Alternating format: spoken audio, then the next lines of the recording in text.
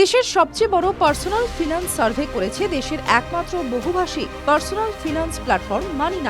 সেই সমীক্ষায় উঠে এসেছে ভারতীয় পরিবারগুলির সঞ্চয়ের বিস্তারিত চিত্র। ভারতীয় পরিবারগুলি কি পরিমাণ সঞ্চয় করে, কোথায় সঞ্চয় করে, এমনকি কত পরিবার কোভিড ও তার পরবর্তী সময় সঞ্চয় ভাঙিয়েছেন, তা সবই জানা গিয়েছে। এখানে দেখুন তারই বিস্তারিত বিবরণ।